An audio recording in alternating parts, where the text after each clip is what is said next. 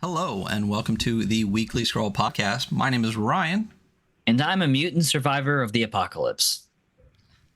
And with us today, we have a special guest. This is Spiros Drakatos. How are you doing today, Spiros? I'm great. Happy to be here. Yeah, we're happy to have you. Yeah. So you're here today talking about a project that's funding. I guess it's technically ZineQuest. I mean, it is ZineQuest. It has a little ZineQuest. They are zines. For the NODUS ZINE for Dimday Red, the first actually funded, it was about a year ago, right? Yep, it was last year's ZineQuest. Yeah. Oh, cool. And this one's already passed that one as far as number of backers and money and everything. So congratulations on funding, in like 1 hour, 200% in under an hour on this project? Yes, it was more prepared at that time because last year what happened that I was working on Dimday Red on a bigger game, the boxed version.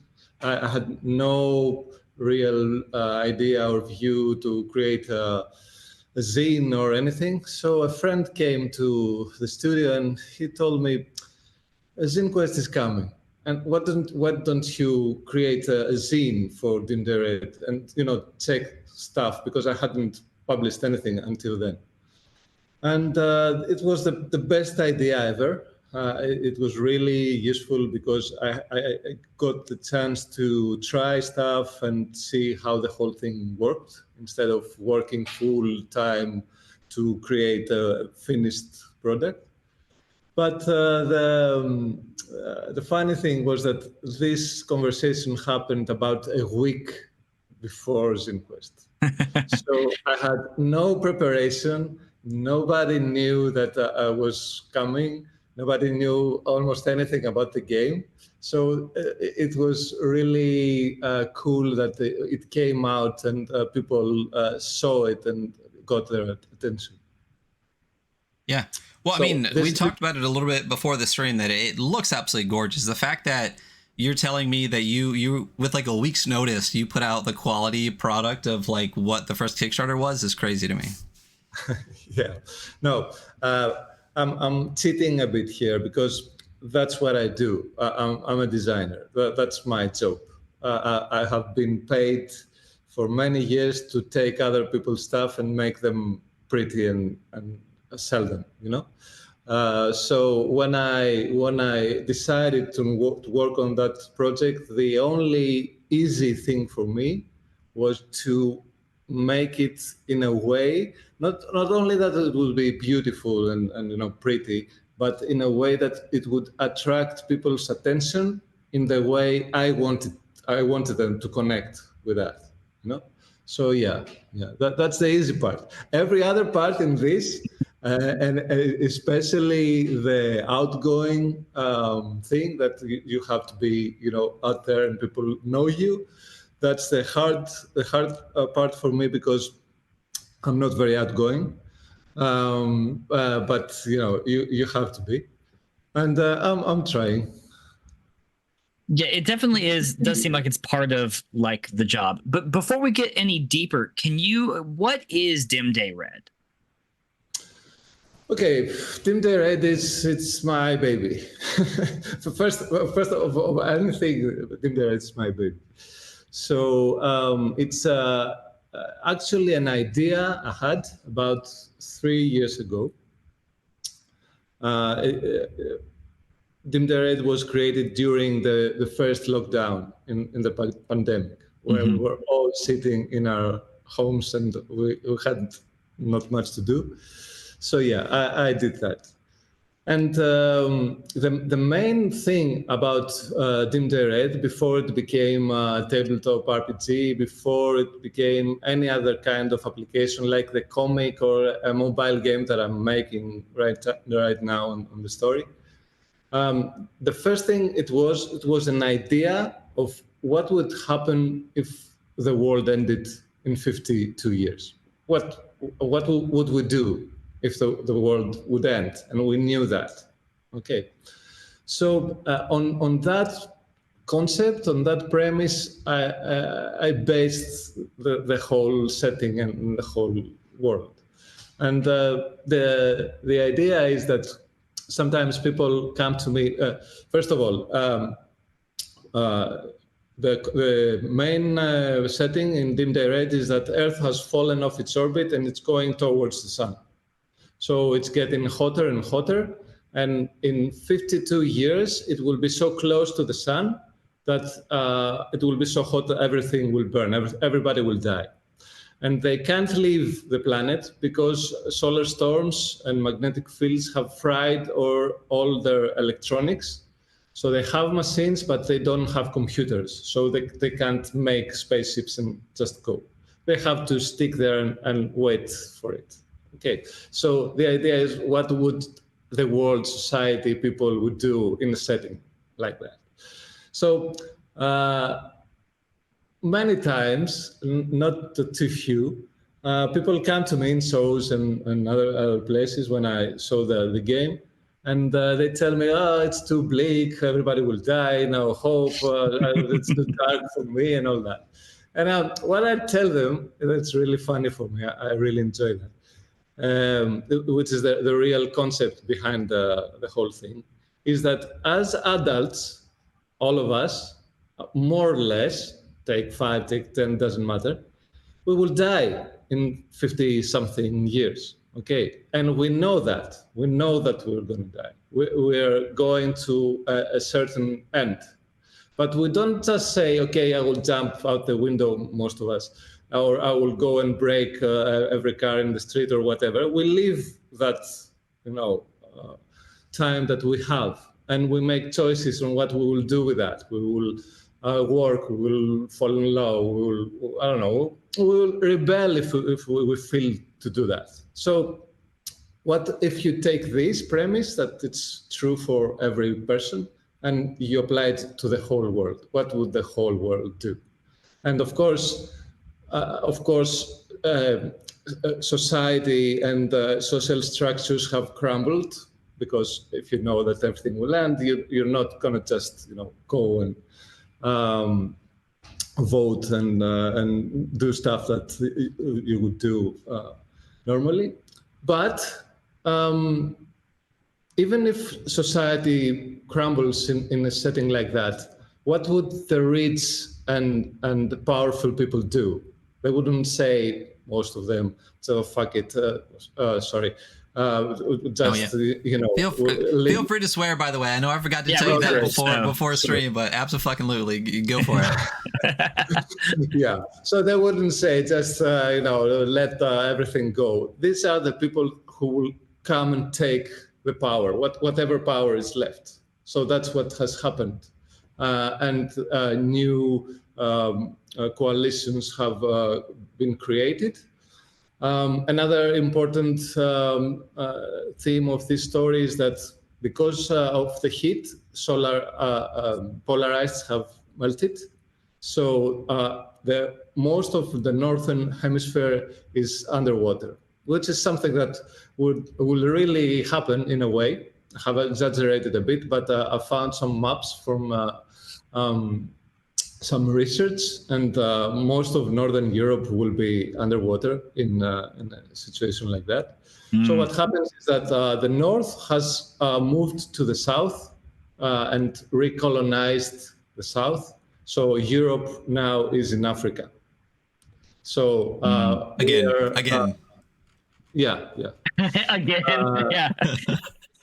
And it is ruled by families, as it happens, of course, today. But today they're behind the scenes. Now they're in front. And we play in Neubon, which is the capital of Pan-Europa, the new Europe, which is located where Cairo is today. And there is in the story some mystic theme about the pyramids and all that. There's an element of the spiritual and paranormal about that. Yeah. One of my favorite things about the setting specifically, because there's so much flavor in it, it's crazy, is kind of something you touched on a little bit, like behind the scenes versus in front of the scenes. Because if it sounds bleak and it sounds, you know, like a lot, it's just that, right? It's exactly what's happening right now. It's just, it's now in front of your face, not behind the scenes. And so as I was reading it and going through everything, I was like, oh yeah, what would happen? Oh, exactly this. The rich would just be super rich, like society would crumble and become a caste system, and the global north would once again colonize the global south. I mean, this is exactly what would happen if this would happen. So it's bleak in a sense, but it's also, I don't know, a weirdly refreshing honesty that I really liked from it. That was cool. Yeah, that's one thing I really enjoy when people come to me and they tell me something like that, which is that it feels real to me, and I say that's exactly what I was going for. You know, something that's quite. Exaggerated, and you have mutants and you have machines and you have mechas and all that, but in a way it has connections that feel real to us, and yeah, I like that.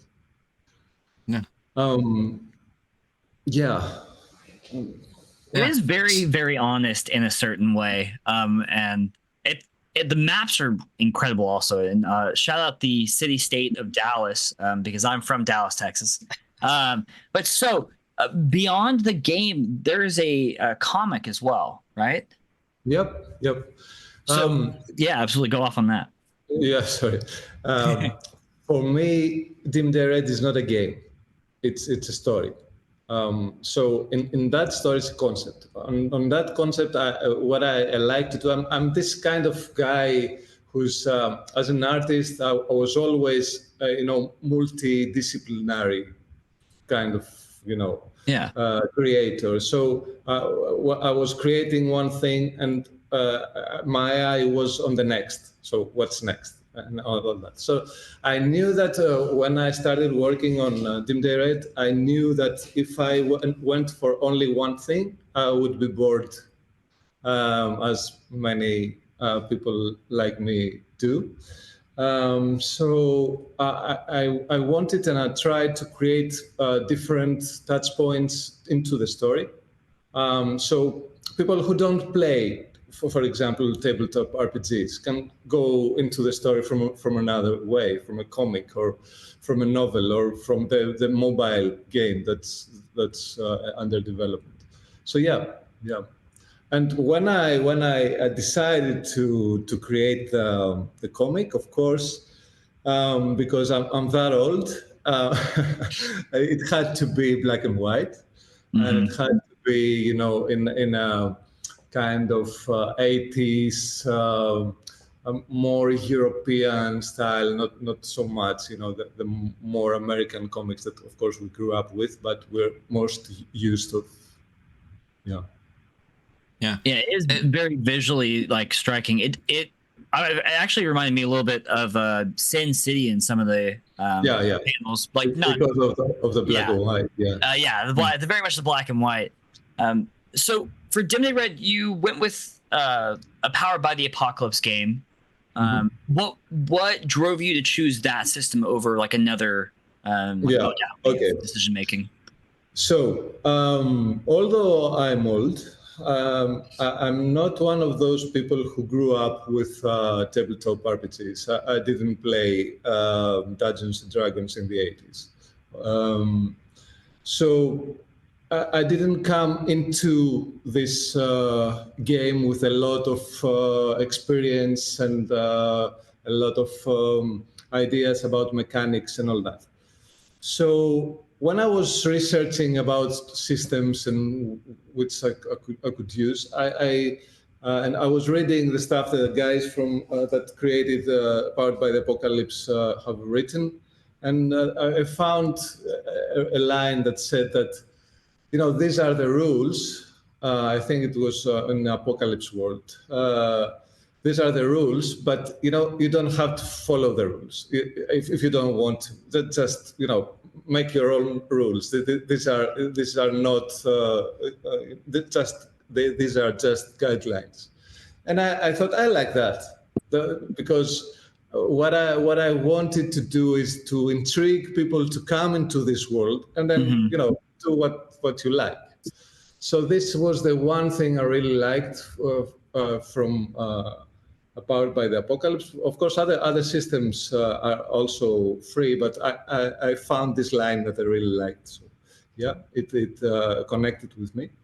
And the other thing for me, for not being this very hardcore tabletop RPG, creator or player, the Powered by the Apocalypse, with this system, with the playbooks they have and the moves and all that, it reminds me of a video game. The way video games, video RPGs work.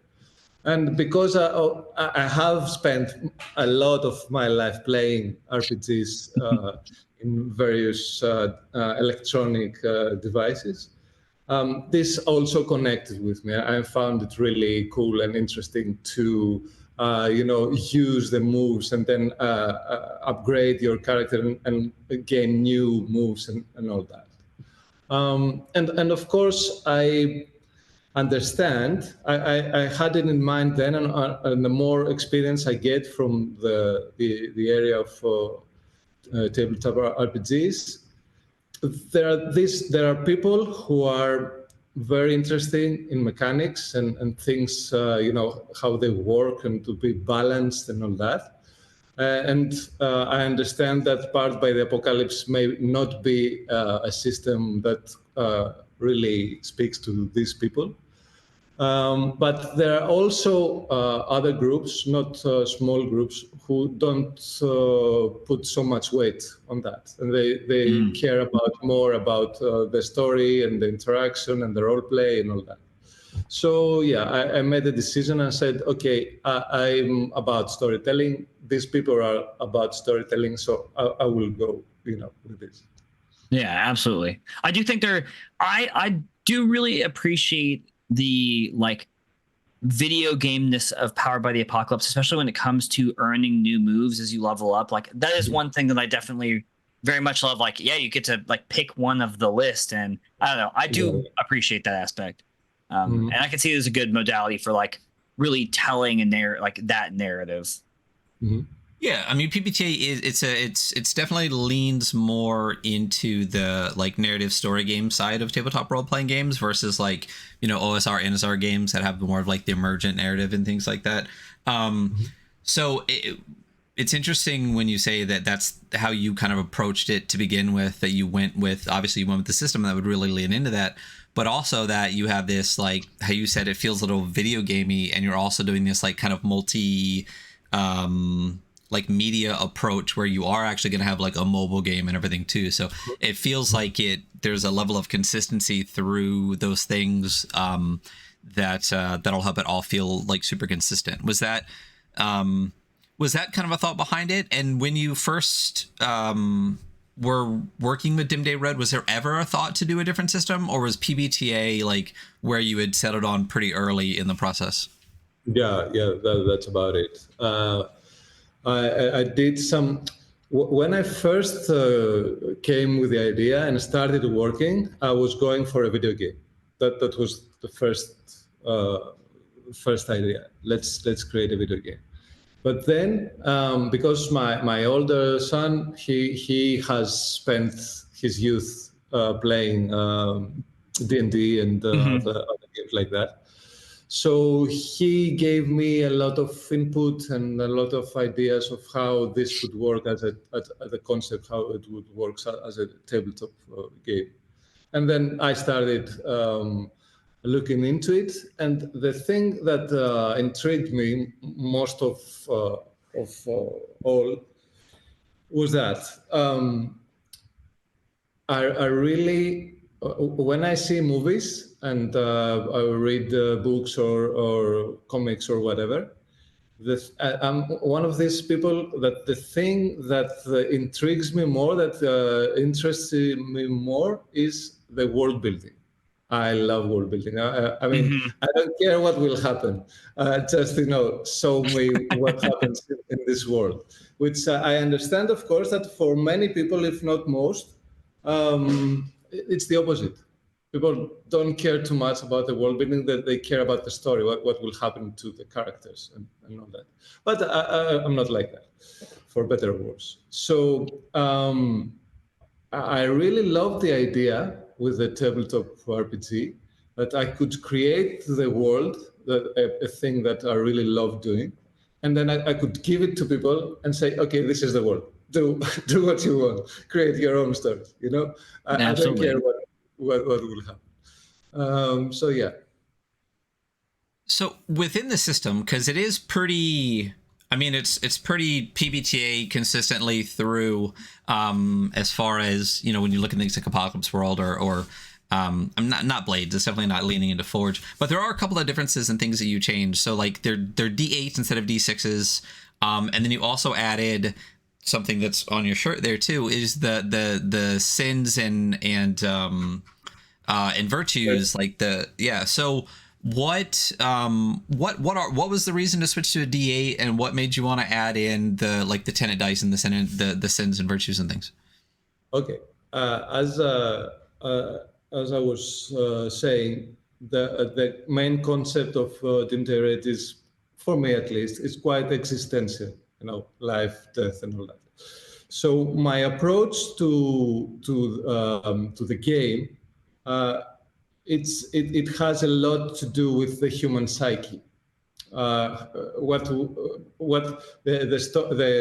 question that Dimday Red sets is, what would you do if the world ended in 52 years? That's the question. So each of us would choose differently. Somebody would go to the mountains and become, whatever. Somebody else would rebel and do stuff. Somebody else would take their partner and go live their love, whatever. So the decisions we make come from inside, from our psyche, from our character and all that. And for me, that's an important factor of how we make choices, and what our choices, how our choices define us. So this was the main idea, to create the Moribus cards, which are in practice, they are traits of the character, different traits of the human character. And these, depending of how you choose them, will lead you to one or more of the 7 deadly sins or the 7 heavenly virtues. Because at the end, these 7 and 7 are supposed to be the pillars of the human psyche, either good or bad. So that was the idea behind why have this system. Okay, and the idea why have cards, except from I always like cards, and I wanted to create cards for my game, is that, and an idea I find it interesting is that as people we make choices, and but many times, if not most, luck, the factor of luck, comes into our decisions and makes them more complicated, or the outcome is not what we wanted. So by using the cards, I put the element of luck inside this whole idea. So you can choose which which trait you will take, you will use from the deck, but you choose it by choosing 3 cards in random. So the element of luck, and all this comes together. And because there are 7 sins and 7 virtues, I used the 8-sided dice to have the 7, and the 8 is 0. So that connects with the 7 like a magic number that comes again in the game. and because I didn't really like the way the 7-sided dice look and work, I used the 8 and used the 0 as 8. That was a good decision, I think. Yeah. The 7-sided dice, I mean, it could be DCC and you could have like 50 different dice. But I definitely think you made a good call on that one. But yeah, I really like the throughput all the way through, like you said, of the, I mean, like clearly you have like, you're an artist, you have this artistic vision that is really shines through, and shines through the consistency. And like you said, this level of, like you said, existentialism, really comes throughout the story, throughout the mechanics, throughout the way the characters work, like through the dice and everything. So it's really nice to see like that level of like artistry and elegance that has gone through not just, you know, the project last year, the project this year, and the through lines through that are really, really beautiful. So yeah. Well, when I first started working on Dimday Red, first of all, what I wanted to do was to manage to make it my main thing, to live from that, you know, not just work on it as a hobby. I have a design studio here in Greece. Most of my time until now have been working on projects and design projects for clients and stuff, which was okay for 25 years. At some point, I thought I wanted to do something, you know, for myself.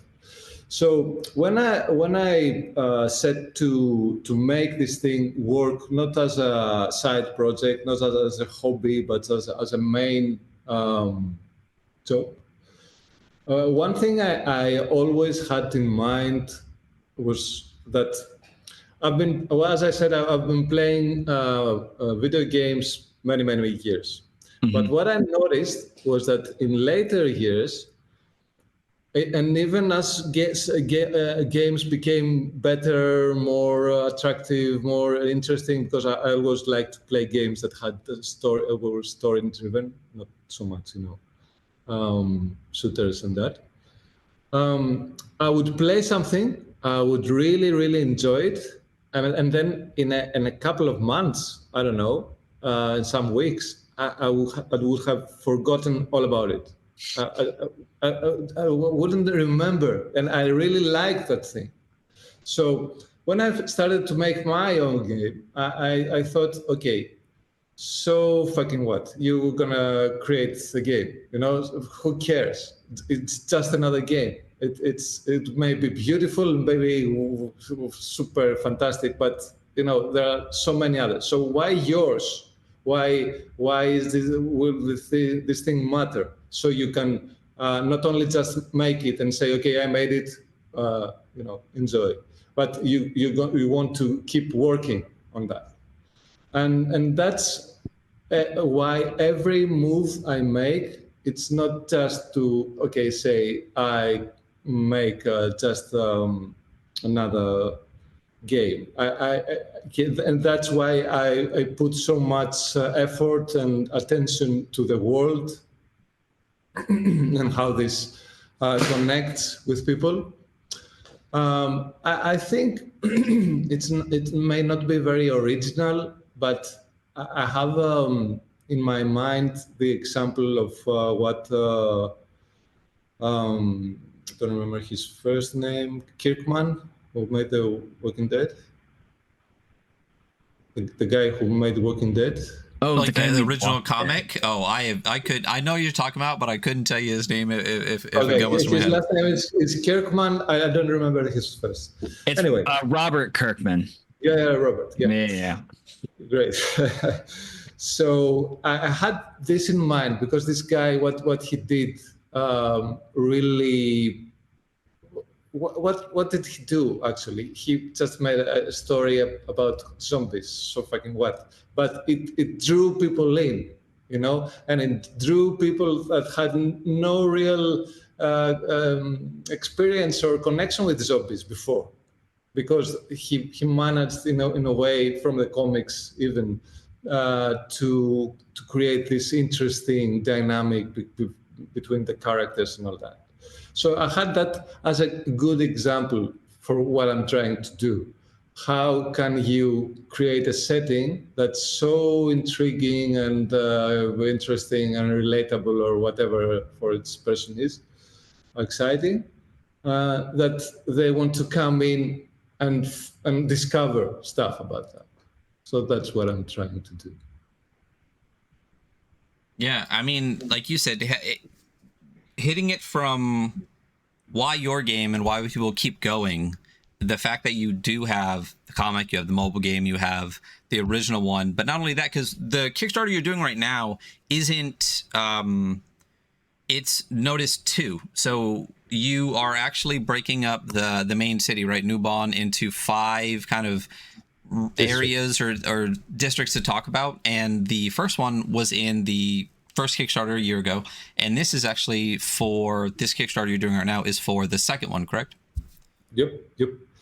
First of all, these are the 5 districts of the center. The center is an area, it's a big area in Neubon, which is encircled by a huge wall. And inside that wall, the lower castes have to leave. They're not permitted to leave the wall, the center. And this is a kind of the opposite of what happens usually in stories and in history, where the rich people are inside the wall. So the poor people are inside the wall, and they don't have the freedom to just leave. So they have to be in there. I was always a fan of Kafkaesque stories, where the system is so powerful that you have no hope against it. One of my favorite movies is Brazil, if you remember it. Oh, yeah. The idea is that at the end, the hero wins and takes the girl, and he flies free and all that. But of course, nothing of that is true, because he's still in there, stuck in the system.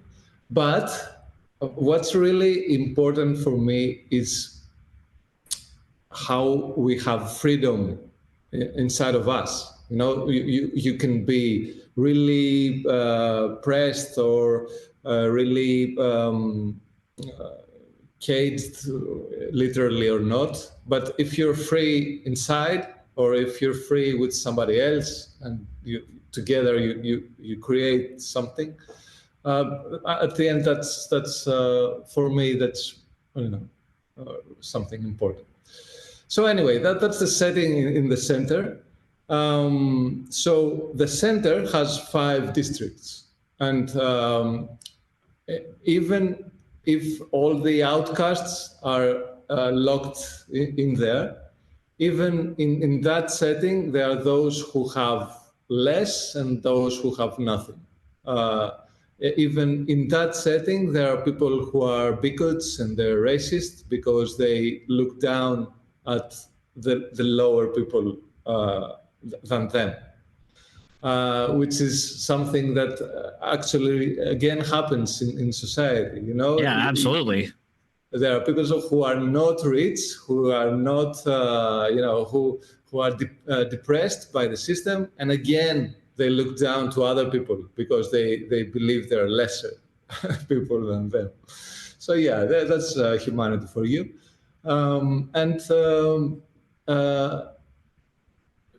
Last year's zine was about Faust District, because Neubon is ruled by a German family, the Diedrichs. There's a lot of German element in the names and in the culture and stuff. So Faust District was last year, which is a relatively wealthier, although they have nothing, but they're wealthier than Fleisch District, which is this year's, which are really downgraded. In this year's zine, I don't know if you saw it in the campaign, there's an unfolding map on the cover of the zine. I really enjoyed that. It's Hotsbrook slum. It's a vertical slum that goes up like a tower. And there are about 59 rooms in that map. And in each room, it's a different story and different NPCs. So, and each of them have their own kind of, misery or story or something that happens to them that you're gonna find out. Yeah. Yeah. So what was I love the fact that there's going to be more content for this, and you have what sounds like potentially a 5-year plan, even to just get through these. If you do it every year for ZineQuest, these 5 districts. You went with kind of like a more wealthy ruling class like area last time. In the Kickstarter description, it says that Fleisch is like pretty much the most impoverished and perilous area. What was have you planned out how you're going to drop those? And was your thought to do kind of a more well-off area and then like the most impoverished area, like one after the other, to kind of show the dichotomy? Or my idea was to mix them up. Because Faust it's kind of wealthy. It's not the wealthiest because there is one district that members of the upper class, the collars, they live there because they have to run the system and the services inside the center. So these people live in their own district, and this is the wealthiest district. I will probably leave that for the end. From the Faust, we went to the darker Fleisch this year, and probably next year, if not in the summer, because I will probably start to speed this up, not to take 5 years to finish the whole thing. The next one will be Vermin, and Vermin, it's a district that people who live there are not really people. It's the darkest, more downgraded part of the center. Gotcha. But yeah, I try to mix them up so it's not boring, it's not repetitive. So yeah. Gotcha. And I try each district to have something that's unique. I don't know if it caught your eye, the Monojukes Bloodsport, because of course I wanted to find a Bloodsport for this story and this setting, and because Thunderdome and all that had been done, I didn't want to do people who were just fighting and the whole racing thing. So I got the idea of jousting with monobikes. So you have this. And what I'm doing this year is that because I'm expanding last year's zine, which again appears in this campaign, NODUS 2 will have 68 pages. Last year, NODUS 1 had 22. So I wanted to expand that. So it comes closer to the second. So what I'm expanding it with is the rules of Monojukes, how it plays. So it will be fun. Yeah. Talking about the Kickstarter and what's available on it. So when people go back this, which they absolutely should, what can they actually expect to get specifically from the Kickstarter? Like what are your tiers? What's available this year? Okay, my idea from the start, and I'm trying hard to achieve that. I'm doing it. Was to create value for people who support this and honor my work with their time, and money. So from last year, I wanted to create stuff that feels really wow. I'm really glad I got that, but they're not very expensive, So okay, if you pay, I don't know, $150, $200, you're gonna get something that's gonna be great. 100K, but can you get something that's great with 70? I don't know. That was my idea. So what I tried to do last year and this year again was to create something that feels cool to have, and it's not very, it's approachable, which is the normal zine, which is A4 size, 68 pages, color.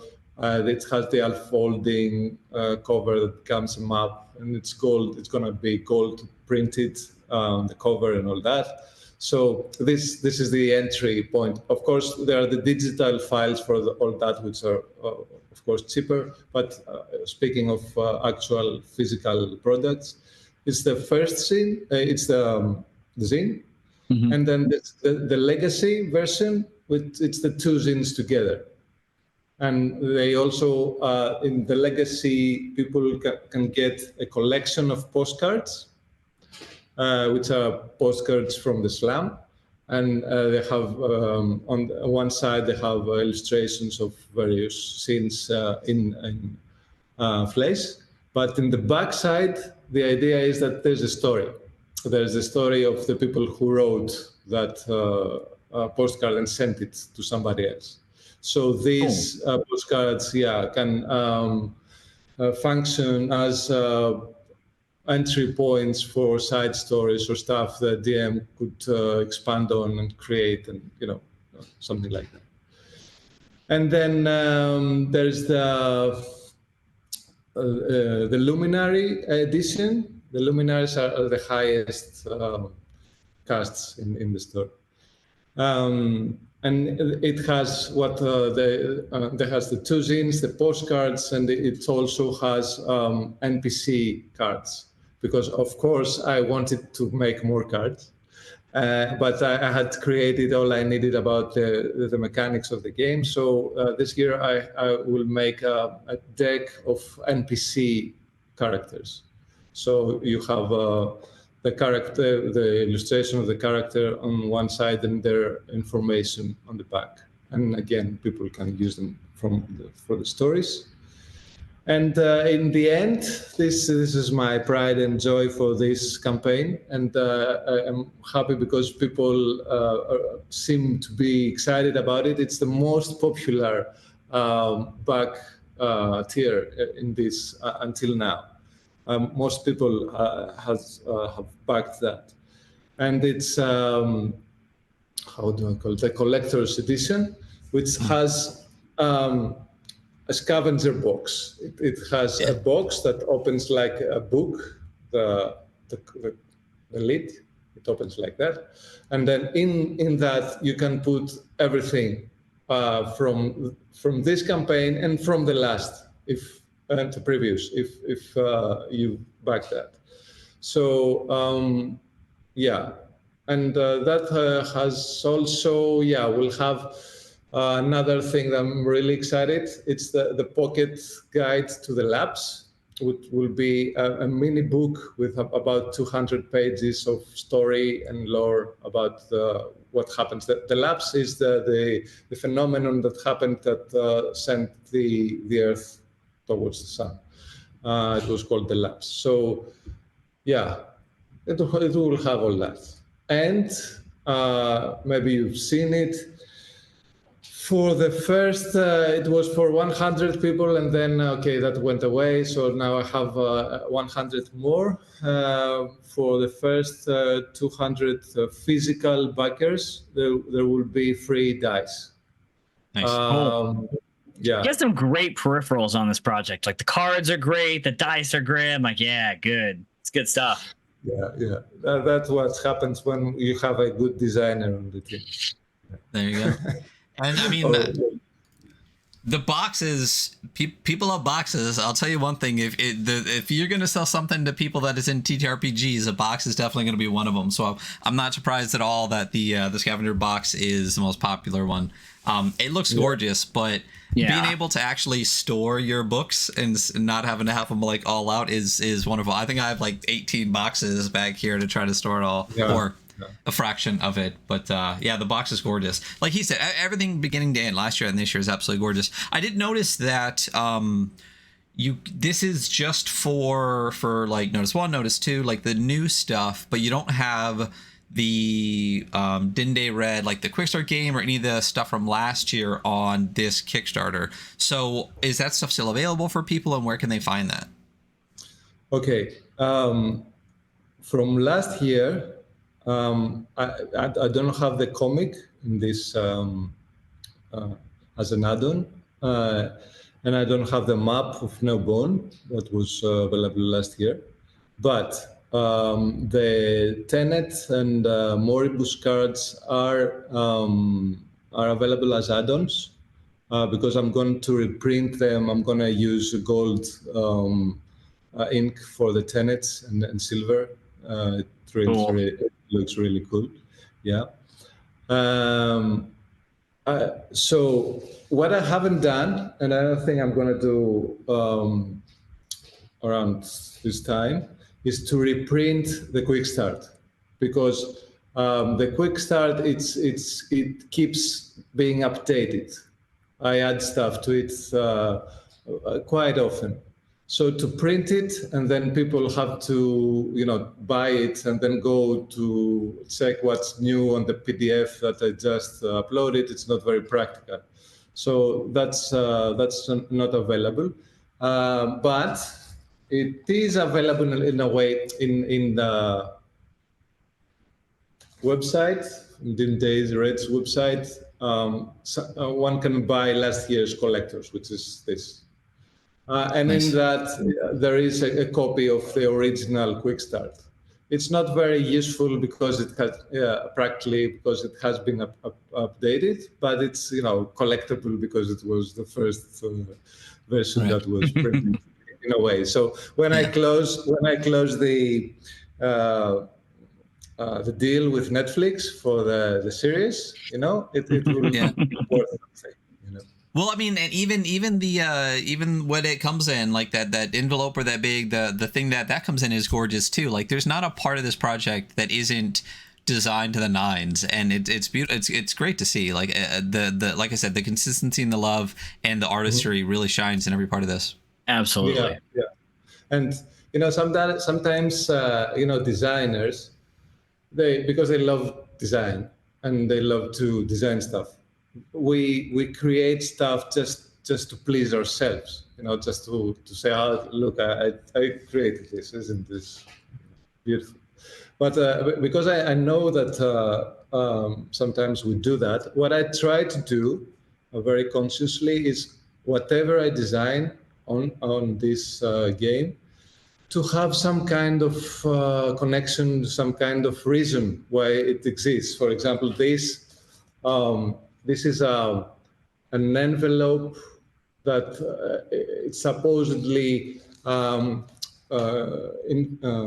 has in it a report that the superintendent of Fleisch District has created for the people to pass into her superiors. So you have here this waxy seal thing that I made. It's supposed to be about the fourth echelon, which is the highest rank of the luminaries. So everything that's there, it's not just there to say, oh, that's cool. It's there to be part of the story. That's right, tie in. Yeah. But I mean, it can also still be cool too, which is great. So yeah. So the Kickstarter is still going on right now. It's still got over 2 weeks left. In dollars, it's at 13,000, but in euros, it's at like 12.2. So it's funded, way funded, but it still has 2 more weeks to go. I highly recommend everybody that's listening to this go back that now. Where I know we just talked about the previous collector's edition and stuff like that. Where can people actually go to find that?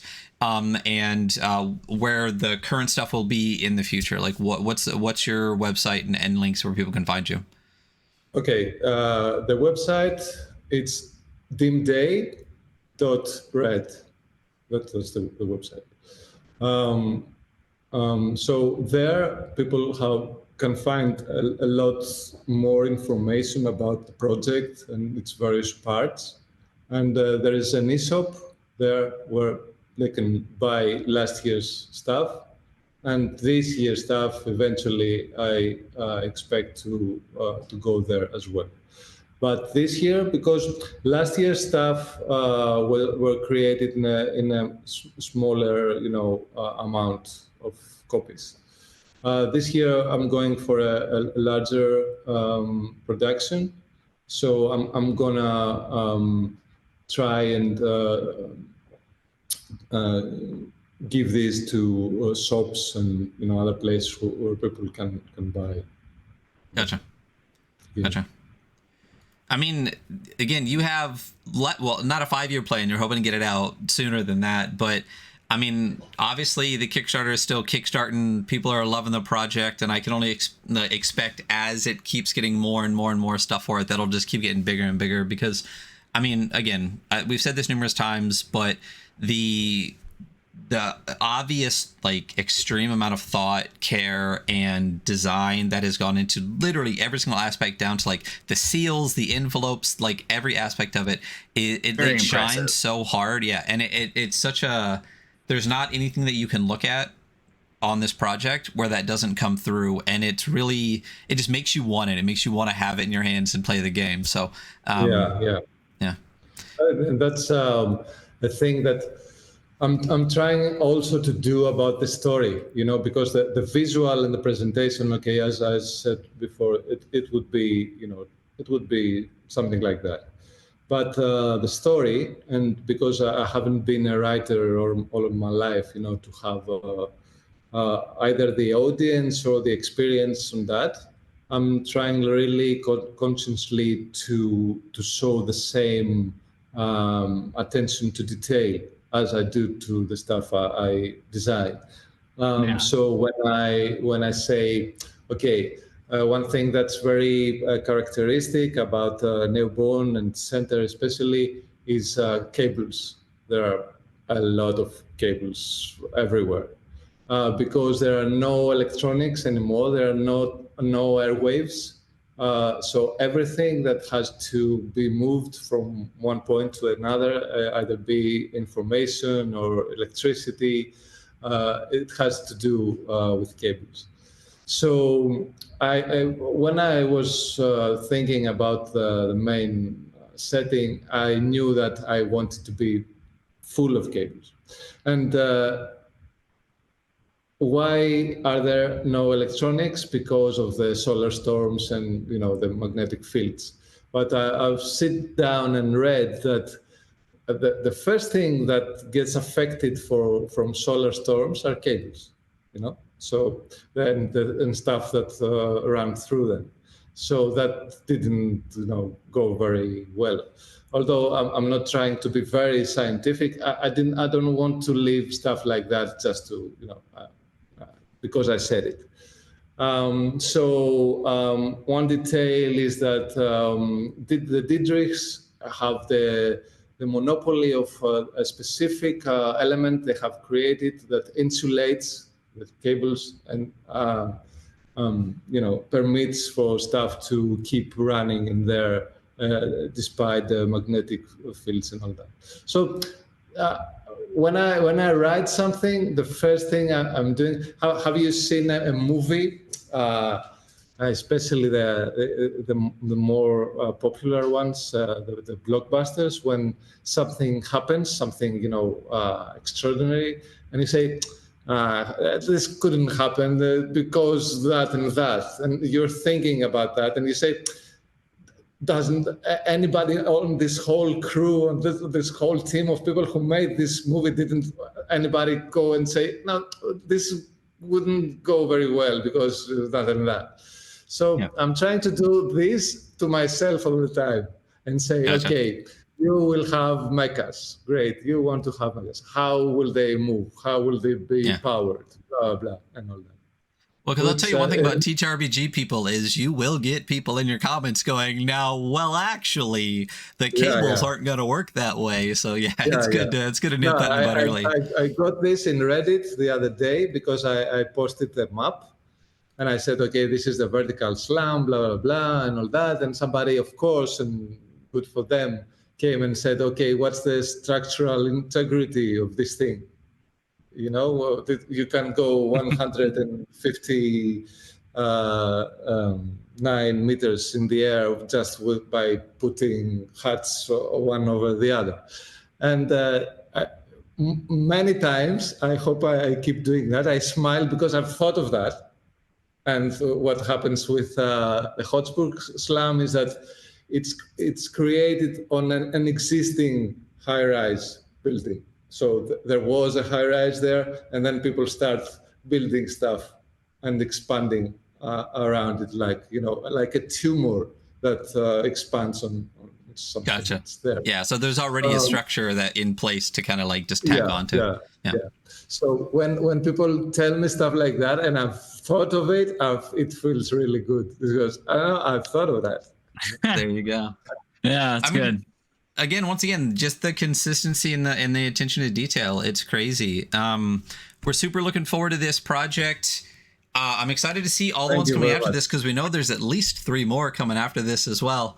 But Spiros, really appreciate you being here, and thanks for people coming like you these kind of projects are why we do this, because getting able to see how great it is, but to hear all of your thoughts behind it and know that there's like 10 levels deeper to it, it's been really great to hear. Yeah, one thing that may be interesting for some people is that one other thing I've been doing with my life, with a lot of years of my life, was I've been teaching. It was something that it interests me since forever to have some kind of information, pass it along to somebody else. Yeah. So I've spent a lot of years teaching design, but that's something I also like to do now. And what I've done is that I have created a world building workshop where people come and we discuss about ideas of how to create worlds and why these worlds matter and all that. And I also, when I find the chance, like very much to transmit the experience I've got from working on this project. Because being one guy, this is a one-man, thing, one-man band. I visualize it. So when other people are thinking of creating their own games or taking the game to the next level and all that, I'm happy to, share whatever I've gathered so far. Nice. Yeah. I mean, the fact that this is the first one you did and it looks like this, clearly you know what you're doing. So being able to pass that information to other people would be a good thing. But Spiros, again, the project looks fantastic, and we really appreciate you being here. For those listening right now, thank you very much. You definitely want to go to Kickstarter, back this, go to Dimday.red and grab the previous stuff while it's still available. This is going to keep coming out, and it's going to keep being great. So it'd be a good idea to snag it now. But seriously, Spiros, thank you so much for being here. All the links will be in the descriptions of everything below. We'll be able to get you to the website, to the Kickstarter, everything. And then everyone that's listening, all of our links at this point. So that is going to be the end for us today. Again, thank you so much. And everyone out there, thank you so much for listening. Have a good day. Bye.